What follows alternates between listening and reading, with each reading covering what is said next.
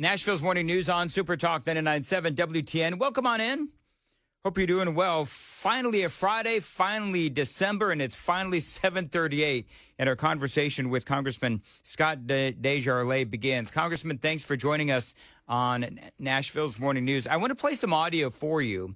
Of course, one of the biggest news stories today, we have the ceasefire is now over, and Israel is going after Hamas as they should. Yet again, of course, Congressman, as you know, they decided, Hamas did, to break the ceasefire a couple of different times, and now Israel has the opportunity to defend themselves once again. John, I need some audio. I wanted to play this for you. Just get your reaction. This is Secretary of State Antony Blinken warning Israel that they better do this the right way. The way Israel defends itself matters. It's imperative that Israel act in accordance with international humanitarian law and the laws of war, even when confronting a terrorist group that respects neither. In my meetings today with the Prime Minister and senior Israeli officials, I made clear that before Israel resumes major military operations, it must put in place humanitarian civilian protection plans that minimize further casualties of innocent Palestinians.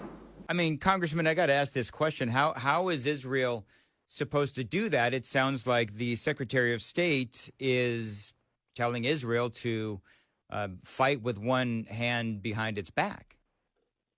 Yeah, that's a pretty arrogant statement on his part to tell a country that's being attacked and continuing to be attacked by a terrorist group.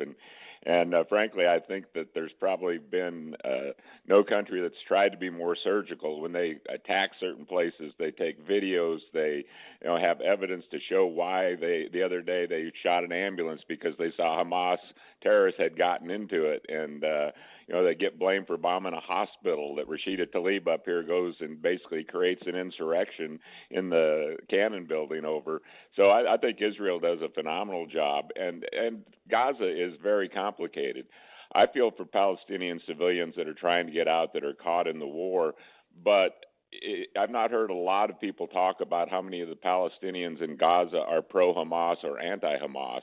And I have sources on the ground that show, well over half of the people there are supportive of Hamas. So when you're trying to, be surgical and go into areas where your enemy is, and the civilians are supporting your enemy, then they become your enemy. So for Blinken to go in there and try to school them was, again, it's arrogant, and I'd like to think how we would react if another country told us how we should behave when we're conducting our military operations. Well, and also part of this statement, I'll spare you. You're welcome. The rest of the sanctimony from the Secretary of State, but he also talks about how Israel needs to make sure that they don't blow up any necessary infrastructure within Gaza, just completely ignoring the fact that at least half the missiles there from Hamas end up not even making it to Israel and end up landing back in to Gaza, and they destroy their own hospitals and they destroy their own schools. And I don't see the Secretary of State telling Hamas, hey, make sure your rockets are working. Yeah, it seems like they're more concerned about the public opinion of the protesters. That happens a lot in this country. Whoever protests the loudest. And, who's paying for all these protests? We had a group in the Capitol here a week or two ago that said Veterans for Ceasefire. And I guarantee most of these kids wearing these black T-shirts had never even held a gun and had never been in the military. But they're known up here to have protests where they'll pull people out of their day jobs and come and have them fight for a cause. And so I've seen it up here, and we see it all around the country. And that seems to be who the Biden administration listens to, is who's screaming the loudest, not paying attention to the actual situation on the ground in Israel and what's happening there. We saw, Hamas gunmen get out and kill 3 Israelis and injure, 11 more just yesterday during this alleged ceasefire. So Hamas is not much different than ISIS. And, again, we don't exactly know the makeup of the support for or against Hamas in Palestine. I'd like to hear better numbers, but from what I'm hearing, it's there's certainly innocent people involved, and I think Israel takes great steps to protect them and warn them and tell them to leave. We know Hamas uses them as human shields. That's their MO. and they use hospitals and daycares and things like that. So Israel works really hard to try to let innocent people get out of the way, and in the meantime protect their little slim piece of property they have there in the Middle East.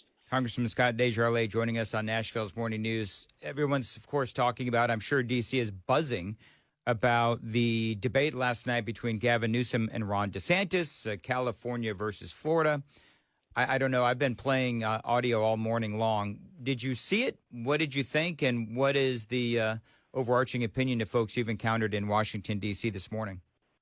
Well, I had not talked to anybody in D.C. about it this morning, and if I'm going to be 100% honest, I can tell you a lot more about the Seahawks-Cowboys game than I could the DeSantis-Newsom matchup. Because it was a heck of a lot more interesting. I thought it was fairly predictable. I would go back and forth, and it seemed kind of a made-for-TV special. There's certainly a huge contrast between the two states and the way they're run. And I was like you. I thought that there was some missed opportunities. They're both pretty skilled debaters. They came in there armed with all kinds of insults. And, you can't help but think that it's some type of an audition for Gavin Newsom when and if the Democratic Party decides to jettison Joe Biden, which I think they want to do. So, he repeatedly said he's not going to be the nominee. But I don't think that type of an event or debate would have happened on Fox News if Newsom wasn't auditioning for something. DeSantis, he had some great points. He missed some opportunities. I agree on COVID, and where he should have asked what Newsom talked to President Xi about. So, there were some good shots fired back and forth. I think DeSantis probably handled my point of view better, and Newsom was a little bit delusional. We have Congressman Scott DesJarlais joining us on the Newsmaker Hotline. Congressman, a few other things that are out there.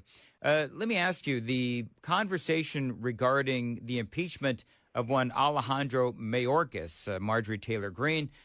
She had this all teed up, ready to go. She had a conversation with Speaker Mike Johnson and called off the impeachment vote. Is there not enough, as far as you can tell, is there not enough folks that believe that Mayorkas should be impeached?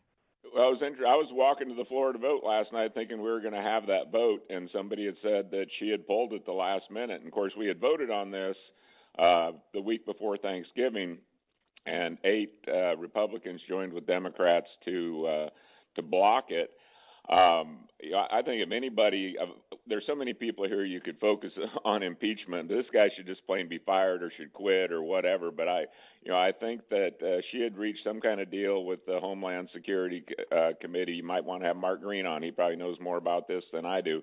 That they're going to refer this to the committee and begin some type of impeachment inquiry through the committee, which, I guess that's probably the more appropriate way to handle it. But, I don't know if the outcome would have been different. She filed it as a privilege resolution, so it has to come to the floor in 2 days and has to come to a vote. And I didn't know if she'd gotten to some of the people that had voted against it and were getting them to flip or didn't or whatever happened. But at any rate, we did focus on the George Santos, and I don't know if that's news to anybody outside of New York, but expulsion of a member of Congress is kind of a big deal, and we may or may not vote on that this morning, but it was referred for a vote last night, and so that'll be happening here probably in an hour or two. Yeah, it's interesting. I spoke with Congressman Mark Green, I think it was yesterday or the day before, whenever it was, but he said that he was undecided on where he was going to fall on that vote. There was a really damning ethics report that came out on George Santos. And so if there's a vote this morning, and it is big news, which way are you going to fall? Honestly, I've looked at this and I've studied it and I've seen who's been expelled from Congress. There's been 2 since the Civil War. They were both convicted of federal crimes. Santos, no doubt, when he came in here, he basically admittedly had perjurized himself on his credentials. It sounds like he's got himself in a mess in terms of federal finance issues. The FEC monitors, our campaign spending. Sounds like there's issues with him there, but, he's not been convicted. So I don't know that it's my job as a member of Congress to convict him, and it seems like there's some questions about how the Ethics Committee conducted the investigation, whether it was kind of weaponized or they've sped up the process. I'm inclined to vote no. It sounds like there may be the votes to expel him, but I think that he probably deserves his day in court. And most of the other members that have left Congress since I've been here that ended up in jail for finance violations, the appropriate agencies got the job done, and they found fault or crime in what they did, and they were punished for it. So it's just kind of an odd place for us to be in. I think I'm probably going to vote not to expel him. I'm guessing I'll have some company, but he needs about 140 to save him today. And I don't know if there's that many that feel the way I do. I think several in Tennessee will probably vote not to expel him, but we'll see. Speaker Mike Johnson, it's been several weeks now. I guess he had a big lunch or something with folks over there in the Senate, and he's imploring the Democrat-run Senate to, if there's going to be funding for Ukraine, we also need to have more progress on our southern border. And I know that probably fell on deaf ears on the other side of the chamber, if you will, on the other side of the Capitol. How do you feel like Mike Johnson is doing? There's been a lot of discussion as to whether or not people think, he's either brilliant or he's blowing it. What say you? Well, I think it's 4 against 1. Basically, he's fighting against Hakeem Jeffries in the House, Chuck Schumer and Mitch McConnell in the Senate, and Joe Biden in the White House. So he's in a tough spot, and I don't care if it was Jim Jordan, whether it's Mike Johnson, or whether it was still Kevin McCarthy, they're in a tough spot. But the southern border is a winning issue. Even in the blue states, in the blue cities, the sanctuary cities, everybody is overrun by this. And, they keep wanting to throw the comprehensive immigration reform, but they need relief now, and it's an issue that, it's a hill we should die on right now, so to speak. So I think Mike Johnson needs to stay tough, and any kind of funding for Israel or any funding moving forward has to have border security funding in it. It is literally destroying our country in so many different ways. And so I think Mike Johnson is a good guy. I didn't have a problem voting for him. He's put in a very difficult spot. But I think people are going to find out if they're expecting some miracle because a more conservative speaker got in there, they're going to be sorely disappointed. But we need to really rally behind him, force the Senate to tell the American people that the southern border is just not that important. The fentanyl deaths are not that important. The terrorists coming in are not that important. The 7 million people that have entered our country that we don't really know how to take care of are not that important. It's a winning issue for Republicans, and it should be for all Americans. You cannot have a country without a border, and that's basically the way we're operating right now. And Mayorkas needs to go. We need to hang this around Biden's neck, and it's the right thing to do. It shouldn't even be a political bipartisan issue. I mean, it's really the issue of our time. We're worrying about Russia, Ukraine. We're worrying about Israel, and right now we're being invaded and on our own southern border, and we're just looking the other way. Well, and you're right. I mean, you put it in a very specific political vein. It is a winning issue for Republicans. I mean, all you have to do is look at the polling. Unfortunately for America, it's a losing issue for America because I don't see this being fixed anytime soon.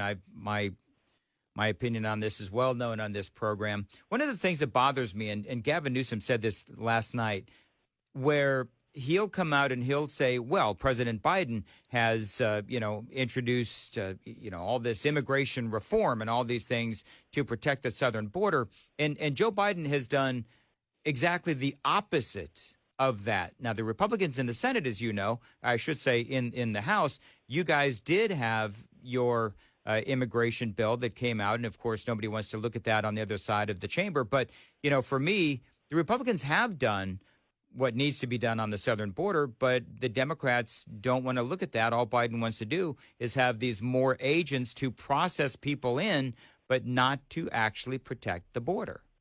Yeah, and H.R. 2 was our bill. It was a good comprehensive bill, and I didn't expect them to take all of it, but they need to take some of it.